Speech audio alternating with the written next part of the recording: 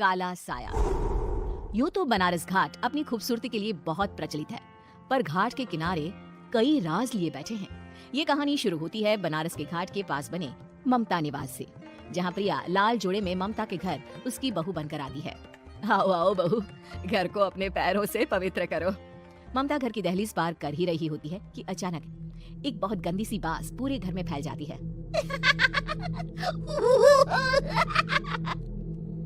ये बदबू और ये आवाजें, ये कौन हंस रहा है माँ? ये पड़ोसी ना हमारे थोड़े अलग से है। कहाँ हम शाकाहारी और ये मांस मच्छी खाने वाले। छोड़, तू ध्यान मत दे और गृह प्रवेश कर। और हाँ बहू, अपनी सास की एक बात हमेशा याद रखना, इन पड़ोसियों से तो कभी बात नहीं करेगी। अच्छे लोग नहीं है ये। अपनी सास की ये बात मानेगी ना बेटा? हाँ माँ, जो आपकी मर्जी, मैं उनसे बात नहीं करूंगी।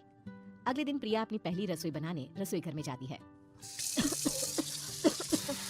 ये छोटी बात तो नाक में जा रही है। एक काम करती हूँ, खिड़की खोल देती हूँ। प्रिया खिड़की खोलने जाती है। इतने चाले, लगता है इस खिड़की को कभी खोला ही नहीं गया। पर ऐसा क्यों? ओह, नॉन वेज की स्मेल आती होगी ना। 2 मिनट के लिए खोल लेती हूँ, फिर बंद कर दूंगी।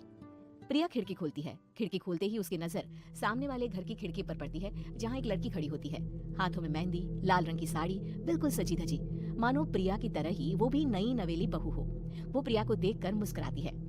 हे भगवान, माँ ने तो इनसे बात करने को मना किया था। प्रिया फौरन ही खिड़की बंद कर देती है और तवे पर चढ़े रोटी की ओर देखने लगती है, पर वहाँ रोटी न होकर मछली पड़ी होती है। ये क्या? पहली ही रसोई में इतनी बड़ी गलती। हे भगवान, अब मैं क्या करूं? प्रिया बहुत डर जाती है और फौरन रसोई की सफाई करने और फिर सभी के लिए खाना बनाने लग जाती है। जब वो सबको खाना परोसती है, सब तो ठीक है, मैं बेकार में चिंता कर रही थी। हे भगवान, ऐसे ही बस अपनी कृपा बनाए रखना। रात के वक्त जब सब सो रहे होते हैं, तब प्रिया को पायल की आवाज सुनाई देती है, जिससे उसकी आंख खुल जाती है। ये पायल की आवाज कहाँ से आ रही है? प्रिया उठकर उस आवाज के पीछे छत की सीढ़ियों तक जाती है। तभी उसे बच्चे के रोने की आवाज आती है। प्रिया छत पर जाती है तो क्या देखती है? वही लाल साड़ी वाली लड़की अपनी गोद में एक नवजात बच्चे को घुमा घुमा कर सुला रही है। तभी प्रिया की नजर उसके पेट पर पड़ती है। ओह गॉड, ये तो प्रेग्नेंट भी है। सुनिए, बच्चा सो नहीं रहा है क्या? मैं कुछ मदद करूं? नहीं, आपके घर वालों को अच्छा नहीं लगेगा, मैं संभाल लूंगी। स्नेहा की गोद से बच्चा हाथ मारकर प्रिया की गोद में आने को छटपटाने लगता है। दोनों घर अगल बगल में बने होने के कारण प्रिया उस बच्चे को गोद में ले लेती है। प्रिया के पास आते ही वो सो जाता है।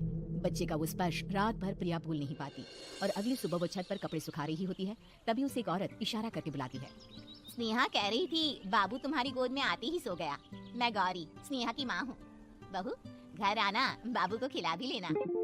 शाम को जब घर पर कोई नहीं रहता, बच्चे से मिलने के लिए प्रिया छिपकर अपनी पड़ोसन के घर चली जाती है और कुछ देर बच्चे को खिलाकर वापस लौट आती है। इसके कुछ दिन बाद ही प्रिया को पता चलता है कि वो माँ बनने वाली है। ममता की खुशी का ठिकाना नहीं रहता। माँ जी, पता नहीं क्यों उल्टी आ रही है। प्रिया भागती हुई वॉशरूम में जाती है तो हरे और लाल रंग की उल्टी करती है। उस उल्टी में से कीड़े निकलते हैं। ये क्या? खून और ये कीड़े! माँ, माँ! प्रिया की आवाज सुनकर ममता दौड़ कर आती है, पर बेसिन में कुछ नहीं होता। प्रिया हक्की बक्की रह जाती है। ये सब क्या हो रहा है? प्रिया घबरा जाती है और अपने कमरे में जाकर सो जाती है। डर के कारण वो इतनी थक जाती है कि उसकी आंख लग जाती है। तब उसे ऐसा लगता है उसके पेट पर मानो कोई बैठा हुआ हो। कौन हो? प्रिया के पेट पर एक 5 महीने की बच्ची बैठी हुई थी, जो बुरी तरह जली हुई थी। माँ, तुम ही मुझे लाई ना अपने पेट में?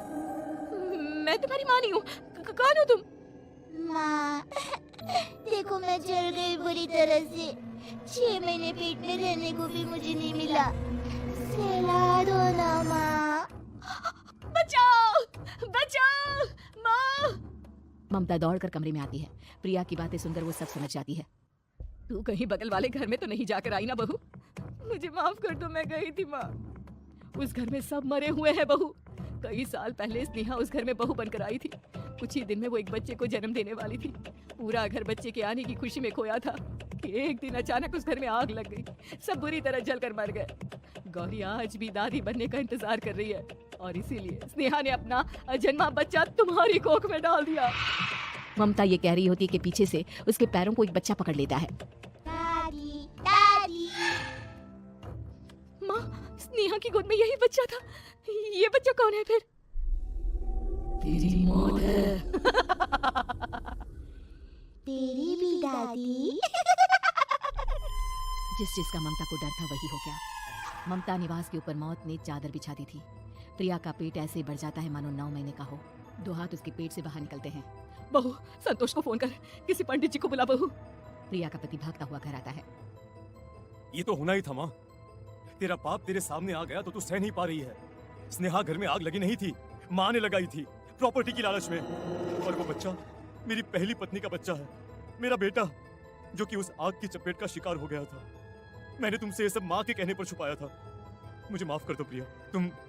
तुम अगर चाहो तो यहाँ से जा सकती हो। मैं तुम्हें किसी भी बंधन में रखना नहीं चाहता। मेरी शादी हुई है आपसे, मैं आपको छोड़ नहीं सकती, पर उससे पहले हमें स्नेहा, उसकी माँ और बच्चे की आत्मा की शांति करवानी होगी। संतोष और ममता गौरी के घर जाते हैं। अंदर सब कुछ जला हुआ होता है। जमीन पर जली हुई लाशें बिखरी हुई थी। ममता रो रो कर अपनी करने की माफी गौरी से मांगती है। प्रिया स्नेहा के घर वालों का अंतिम संस्कार करवा देती है और ममता निवास फिर से आत्माओं के साए से मुक्त हो जाता है।